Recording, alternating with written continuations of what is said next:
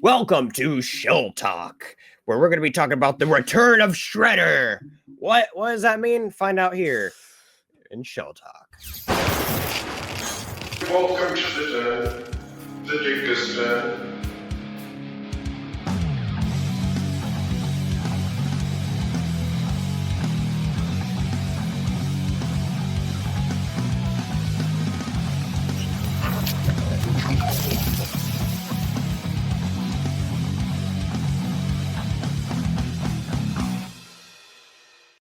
Whoa, what a set of issues we have to talk about today. Isn't that right? Where we are going to be continuing talking about the classic Teenage Mutant Ninja Turtles that Eastman and Laird worked on. And this is actually the last of a special set here, which we'll talk about here at the very end. What I mean by that. But until then, let's talk about this Return to Shredder. And before that, a very interesting issue that will with what is it, issue 9. Yep. Which isn't what I was kind of expecting, I guess, and it's kind of a weird issue. Yeah, where we see somebody wake up from this dream of samurais battling, seeing this infinity-like symbol, and we then cut to pre-Teenage Mutant Ninja Turtles, where we see them training. We meet somebody named Gozai Hatsumi, who contacts Splinter, and he's somebody that he's on his deathbed, but he wants to preserve the Gozai Bushido spirit. As his grandson is then revealed, he's at this point of his life where he either has to follow in his father's evil footsteps, or he can take up the Gozai samurai honor. So there is this weird turn of events because his Gozai's spirit reaches out to Splinter, and they talk here as like Splinter's like astral projection or something like that speaks to him as he talked to his deathbed there. That was a very kind of interesting sort of. I was wondering if Splinter was going to trust him. This is what I was wondering. Yeah, it's kind of interesting because this, even though Splinter's not in it much after this, until I guess very end, but like it's interesting because it's like it's very focused on Splinter for what do you want to say, this first quarter, yes, or whatever. And it's interesting because it's obviously one master speaking to another, and I think that's why Splinter probably trusted him in this case, is because Splinter knew where Gozai in this case was coming from, and so yeah. So I don't know, it's interesting, but what's even more interesting and gets kind of weird of they swap bodies. So now Splinter's in Gozai's body where he's dying and is living in his final hours, given 10 hours left to live. So so Gozai's mission has to be done using Splinter's body to ensure that his grandson gets onto the right track and doesn't follow his evil father's footsteps. So Gozai, who's then in Splinter's body, leads the Turtles to this big Japanese-inspired building. And when they're scouting, Donatello and Raphael find out that, oh no, there's this plot to kill the father and son, or grandson in this case. Well, I guess you get what I'm saying. The father and son, the father being the grandson in this case. Or not grandson, the words. But anyway, they find out about this plot of killing the ninjas, and they're ready for most of the ninjas. And then when the fourth one comes out, we then see, it's a ninja with a gun. That's an interesting aspect as well. Just jumps out, and there's this ninja with a gun, and I think that had a symbolism. I think because think so. Yeah, because it's the new versus the old. Sure. The new system with the father and everything is they use guns, whatever, any means necessary. Like it's the underlings of the father who are plotting all this, Right, so right. it's End them both so they can take their exactly kill them both, while the grandfather is trying to preserve the old. So I think that having these assassins show that it's this new system versus the Ninja Turtles, who are the old coming from the grandfather. Sure. I could definitely see that. I don't know, definitely an interesting aspect of where you don't necessarily think of that here in Teenage Mutant Ninja Turtles. Yes. Adult symbolism. But anyway, the father ends up sacrificing himself, and the turtles are able to then beat that last ninja. Gozai then asks for all the turtles to guard outside so he can have alone time with his grandson to do this sort of, do the I don't want to call it ritual, but I guess a ritual of sorts of, bringing the samurai spirit in question into the body, transferring the spirit of, the whole reason why he's doing this mission. Yeah. And right after that happens, the spirit's in reverse, so Splinter gets back his body. I was wondering if that was actually going to happen, because I'd been like, oh, is Splinter going to be stuck in this guy's body in Japan, and the turtles are going to have to go to Japan with Splinter's like comatose body, and were we going to get a whole new aspect to this in another issue? But no, something else. Yeah, it would have been something else, right? So, but instead we got the convenience of, hey, it just switches back, which is cool. I was okay with it. Yeah, they did that, and one final ninja attacks, which then the grandson is then able to beat, and Splinter and the turtles then go back home, and so they're very yeah. He was like Neo in Matrix. I know kung fu.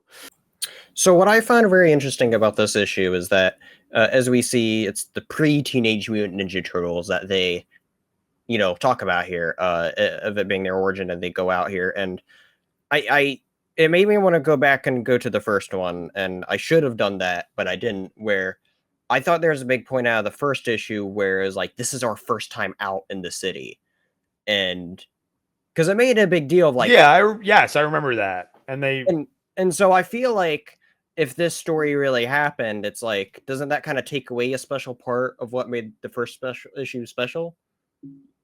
You know what I mean? Like, yeah, I wonder if this character is going to play some sort of part that they help, later issues. Sure. And I think that's what this is, because obviously they don't say this is their first mission going out. He just says, hey, we have a mission.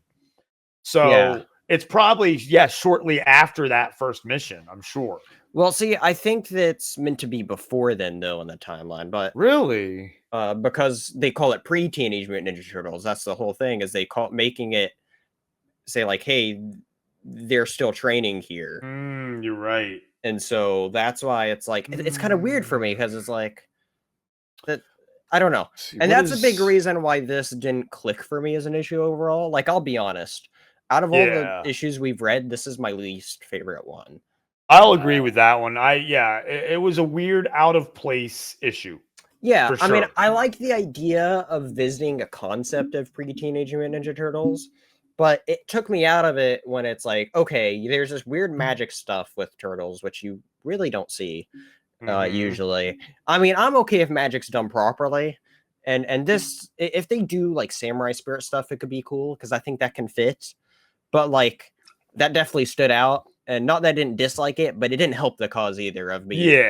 Being jarring and trying to place this timeline here of like, okay, did they actually come out? Wait, maybe. Yeah. So here's what Kevin Eastman says. Originally, Pete and I had come up with this idea to explore the growing up part of TMNT's history, as we suddenly jumped right into the teenage part of their life from issue number 1. Right. We thought it would be cool to do a pre-teenage story, and started kicking around ideas. Right.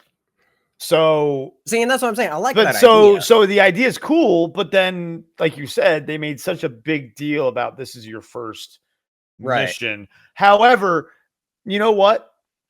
I think maybe the way we should look at it is that was Splinter's first mission for them, because this wasn't Splinter taking them on the mission. I don't know. It's not that. It's just like Splinter triggered it. Yeah, their reactions of how they were when they first went out there in that issue. Yeah, exactly. It was totally different. Like they had never been out before, when really they'd gone out and fought 5 ninjas. Well, 4 ninjas. Right. Yeah. Yeah. Exactly. And so that's the thing for me of like, it's a big disconnect for the issue, but everything else, like, it was a fine story, and it didn't help that Yeah. either. You know, like, it wasn't bad, but it was fine. I'd say. Agreed. Is Yeah. how I'd put it. Put this story. Agreed. Again, I'm hoping that the character, the grandfather's soul in the grandson, plays a part in later issues. That's what I hope for. And if it doesn't, I'll be very disappointed. We'll see what happens. It'll be interesting as we continue on. Well, let's continue on though. Yes. Where we get like a big sort of 3-issue sort of arc now with the rest of this. Yeah, which is cool because it's the micro issue right at first, which the other ones weren't like that. Yeah, this micro issue actually has bigger implications with it. And not only that, even though this micro issue is more of an issue 9 than anything, I guess you could call it in this case. But it's told in a unique way where it makes it such a quick read. And that's why I have my description on actually very short is it can pretty much just be summarized as Leonardo's out there alone fighting the Foot Clan all by himself while the other turtles in April are at home preparing for Christmas Eve on their second Christmas. As they make a parent of, support for the timeline here is check out, was it last one? We talked about Michelangelo's Christmas. Yes. And so be sure to go check that out if you haven't already. But so 1 year later from that one. Yeah, 1 year later now, we do see though there's I loved this issue because especially Mikey in this issue because he's the cook. Yeah. And he's wearing the kiss the chef freaking apron and he's all bossy around the holidays. Obviously, the cat plays a part in it.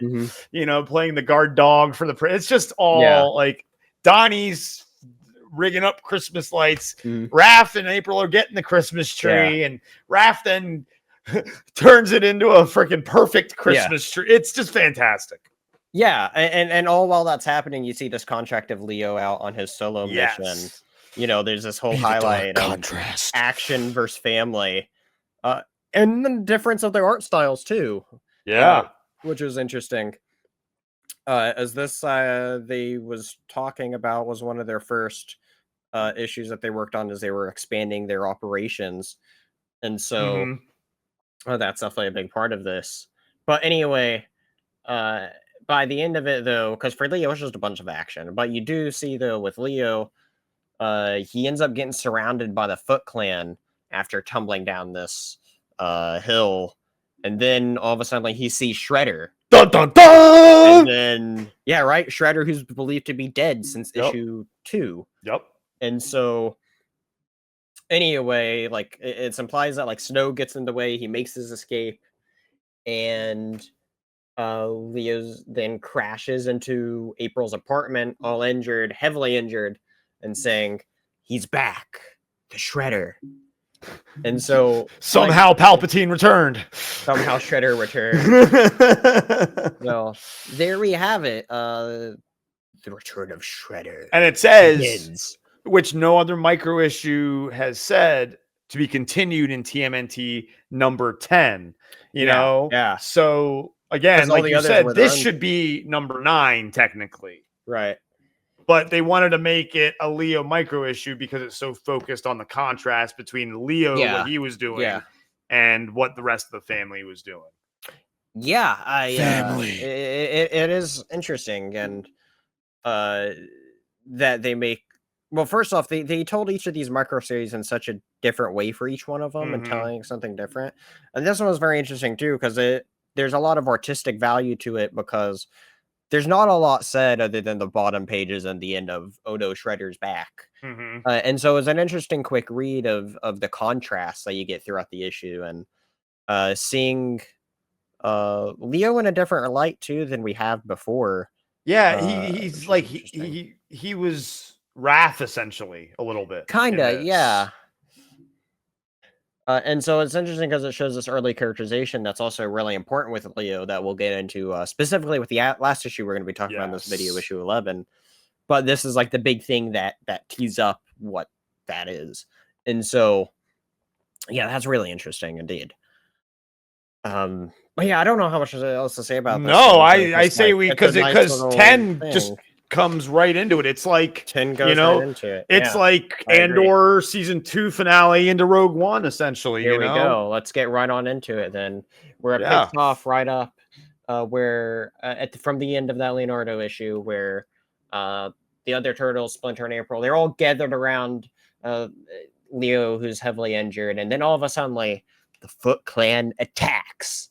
Yeah. How dare they? And so that's where we get a lot of action. But just like last issue, there's a lot of action in this one. Yes. Definitely some more story involved, but this another quick read too because of how much very action packed. Yeah, like I loved. It was great. Oh my god, it had a great quick flow to it. Yeah, while telling a great story. It was a great story. A great story indeed. And this one taking and this has such actually an iconic cover as well, because it's the return of Shredder, and on the cover of it, and that's actually what's used on the thumb for everybody who clicked onto the video. And so yeah, it's a big cover as well. But anyway, there's this big action sequence. The turtle and I dubbed them as the Turtle Crew because just all together, they try to make their escape. Family. Leonardo gains consciousness for a moment and tells April to you shouldn't be involved in this. Go away. This is our fight. But she insists on being able to help them. And then that's when the Sin Ninja starts trying to attack April, but then all the other turtles come in and quickly helps. The well-feeling turtles go ahead and start clearing the stairways, as they knew that Foot members were ready to ambush them there, but they were ready for it. So, cue more action, is like we said. So, action-packed issue as they're clearing the way. As this is all going through, I was just picturing this of like a martial arts movie, as it's going through, and I was there able to picture this all seamlessly shot in some sort of movie as well. That'd be really intense, which would be cool. And I loved how this showcased Mikey's ninja abilities. So if you notice, for half the issue, Mikey has no headband on. He's cooking, he has the headband off, he's doing stuff, and then he goes into the shadows and just whoops a bunch of ass. Yeah. And then puts his headband on and comes and keeps whooping ass. It's fucking great. It is fantastic. That's funny. I didn't actually catch that right offhand, but that's great. But anyway, we do see though that they do, speaking of going off into the dark, they use the dark to their advantage to help fight against the Foot Clan. And they sneak into this room, and then that's where into this dark room is there's some sort of store. It's her dad's store. It was her dad's store. Right. Her dad's junk store, right, that she calls it. Right. So then all of a sudden the lights turn on, and then that's where we see there's a lot more Foot Ninjas. And the big man himself, Shredder, just leaning against the counter, Yeah, he's just there. We can tell Shredder, he's ready to attack. And then all of a sudden, this cloaked figure with two bats comes out and is revealed to be Casey Jones, which is who then starts this big battle against Shredder and the Foot.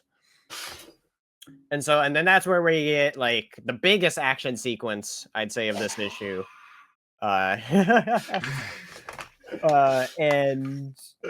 yeah, we see the turtles fight. April and Splinter find an escape route, and then all this commotion ended up causing a fire in the apartment building here, and so thus alerting authorities. And so both parties fled, and it ends with the turtle crew having to leave behind the turtle van so they can get away safely out in the cold. But they go in the back of a U-Haul where Casey and April is taking them to Northampton, as it's teased, and there's that issue. Yeah, which I loved that they Casey was a year ago. Essentially they met Casey Jones, and so I love that he's like, oh, I'm around the neighborhood still. Mhm. Oh, I hear some fighting going on. I'm in. Let's Right. go. Yeah. He had no idea who it was at Yeah. first, probably. He just went in. Mhm. And I don't know if you noticed, but one of these frames is very iconic. It's Casey Jones Yeah. going like that and down with it. And they made a Fortnite emote for it. That's the Here we go. Fortnite, Casey Jones Fortnite emote is There we go. that frame right there with him coming down with his bats on the foot. And it's just an iconic Casey Which is moment. technically of his first mainline appearance. Yes. Because the only time we saw him before was in the Raphael one shot. The micro series. Yeah. Yeah, like we talked about a couple of videos ago. So that was very interesting to see that. Yeah. And the fact, like, as soon as they were like, oh, they're going to Grammy's house, and I'm like, oh my God, TMNT 2. Going to Grammy's house. Going to Grammy's house, TMNT 2. This is this. So it's clear this issue is big inspiration. Mhm. And the next couple issues are a big inspiration for that movie. So I'm very excited to go and rewatch that movie. And I know we're planning on doing some watches of movies because people haven't seen them and stuff and need to watch them and stuff. And you haven't seen them all. Right. And so definitely excited to go rewatch. Indeed. After reading this. But like, what an action-packed issue this is. Though. Oh yeah. It was such definitely one of my favorite issues thus far. If not me, I mean, I don't know if I could go out and say it's my favorite, but it's a contender. I don't know, because there's been a lot of great issues we've read, even though we're only on part 4 of our classic, Turtles, but this is such a great one, though. First appearance of Casey Jones. It has to be my top issue. It's a great action-packed issue, though. Not only that, but then also setting up the return of Shredder and actually showing a story where the bad guys won. Where the Turtles are forced to flee because they don't know where else to go, and not often the bad guys and connection. And so, yeah, it's quite interesting to see how all this comes about, and it's not for a bit until they actually end up returning back to New York, which is a big arc that we'll get to later on. So. Correct. Yeah, I think it's just good to go right into the next issue because again, it's just one long story that we're going through. And this last issue is a very unique told issue, just like the Leonardo, but in a completely different way. Of where this issue is told in like diary entries. Yeah, it was. First of all, reading it digitally was a little like, oh my God, like because of the cursive and everything. How was it for you reading it? It was okay since I was on a tablet and okay. So it was like reading it as a book. For me on a computer, I was like, it's little. I mean, it's still a little bit, Yeah. Because, either way, I'm sure reading it on print was interesting too. Would have been good, yeah. Yeah. But it actually begins with April having this big crazy nightmare sequence where we're seeing like monster versions of Foot Clan members and Shredder there.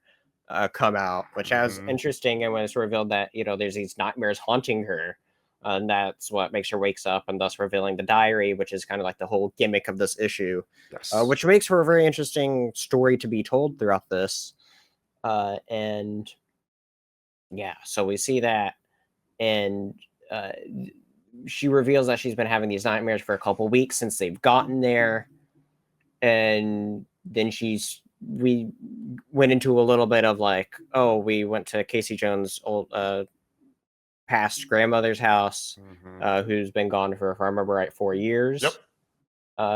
And we see that's like a classic styled home, but in very poor condition. And so this diary entry goes into a bunch of a passage of time is a very important thing about this issue. Of where dates are listed, and we notice that between each diary issue, it's generally around a week or two. Most of them. So this first one's 10 days, where she then talks about it's been snowing, and that Leo he's physically healed up, but he's depressed as he's spending so much time out alone in the forest. And we actually do get a little scene with Leo where he's like trying to hunt a deer, but just can't. He fails. Yeah. The deer beats him. It's crazy. Yeah. It's crazy. So we see a depressed Leo in this, which is something that I was like, wow. It's like, I knew the original TMNT was like dark, but like I was expecting it like this. And so it was surprising. I was like, oh, I was expecting to go into this territory. And so, but anyway, we get another diary entry, and about 2 weeks later, it speaks on how they're all so different, feeling towards each other, and they're not quite this turtle family as he once knew them. Now is the point I think she was making there, where they're all Everyone's kind a of little separated in their own broken. way. Yeah, everyone's a little broken now in their own ways, and now we get this focus on Donatello that she details, where he's helping fix up all these contraptions, such as a windmill, and we see. I feel like that's what I would be. I would be keeping myself busy. Yeah, he's keeping like himself that. busy, and we get these smaller entries like throughout the next week of like, oh yay, the shower's fixed, and then Donatello's searching for stuff in the attic, and we hear him type on a typewriter where she's like, is he also doing what I'm doing of writing in a diary, or letting out his emotions that way? And so that was very interesting. And we also just see this full page of him just alone in his room with the books and drawings and this trash can just full of crumpled papers. Yeah. And so he's designing something. He's doing something. I mean, it could be a combination too if it's what April thinks, Yes, that's true. Yeah, well, especially writing on the typewriter definitely could be journal stuff, because he probably has a lot of thoughts that he needs to get out because he is not home and doesn't have his outlet of where to do things. Point being, though, that everyone's dealing with things in their own way. As we now skip ahead 9 days, and that's April reveals that she's worried for Mikey the most now, as he's known to be the jokey one, and he just doesn't laugh much anymore. He's mainly solitary, as he's been in the barn, and we see that this scene of Mikey letting out this aggression that he has, destroying a table and part of the barn wall. And it's like, if you didn't know, if it didn't tell you it was Mikey, it would make you think it is Raphael on a normal day. And so that's such a turning point for showing how all the turtles are broken now in this time. And yeah, so we then skip ahead in time again. And that's where April then talks about how Raph just barely gets any sleep nowadays. And he just focuses on standing guard, trying to just make sure everybody's protected, making sure that they don't get ambushed again. As, he just wants to make sure his family is safe. And we see him just alone up there a lot. Skip ahead another week. We get this scene with Casey and Raph together as they banter back and forth. And as they're fixing up an old Jeep. And then Raph ends up trying to drive it, which he just ends up crashing the Jeep. Fixing the Jeep. Well, they fixed it for the old 10 seconds. It was good. Yeah, exactly. For the old 10 seconds is good till it's broken beyond repair, well, you can probably repair it, but a very expensive repair. Oh my gosh, yeah. There's no point. He's like, I never liked that Jeep anyway. I hated that Jeep anyways, what he said. So, but we cut to see April walking across ice. Ends up giving out, and that's where she ends up falling in. But luckily, Leo is there to save her. But this accident brings the turtle crew together, and that's where Splinter then says they have work to do. And that's where he leads the turtles with training and rebuilding their group spirit. Mountain retreat. Pretty much, right? Yeah, that's what it was. He took them on a mountain retreat. Skip ahead a month to April's last diary entry, and that's where she details that she's doing better, and she just feels very little need to write down this stuff because everything's just improving now. And that's her last diary entry because of that. And then such a big takeaway moment from this issue is when Splinter speaks his words of wisdom around the campfire, as that's where it ends with all the turtles surprising April that next morning with breakfast and flowers and all that, which is nice. But I want to take a moment to actually read through what Splinter actually said, because I thought just in general this was a great page, and I just want to highlight what he said here, as I thought it was just really good. So he said, doing a Splinter voice. I don't know about me doing a good Splinter voice, but I'll do a voice. Yes. You've done well, my sons. Your spirit glows bright and pure this night, although I sense an almost peaceful nature throughout. Something still lingers. Yes, We were attacked by our past. Leonardo nearly killed, but we all feel the real cost was to April. A burden we shall always bear. Yet our experience teaches us, and all the universe change is the only constant. Thus, the way of harmony is to accept change. We make our choices in life, and our karma is to accept the changes those choices bring. Just as April chose to take us all into her life, she knew there would be changes. I believe that April has gained more by her choice than she has lost, and I believe that she knows this. Life is good, and life goes on. And then that's what cuts into the turtles and surprising her, which is, such a good leeway into that. But I just love what Splinter said there. I thought it was absolutely fantastic what he said there. I absolutely loved it.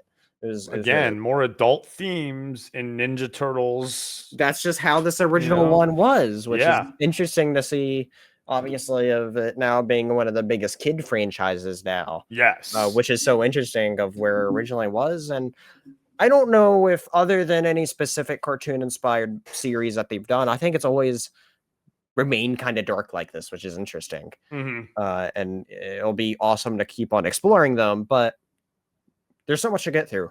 So, but yeah, specifically with this though, it's what an interesting issue where it just took a darker turn that I kind of wasn't ready for, of like, oh, this is what we're getting into now with Turtles. Yeah. Okay. It's just fascinating of just seeing how it all came together, and props to them also making a really uniquely told issue as well with the diary. That was really cool. Yeah, it was cool. I liked that.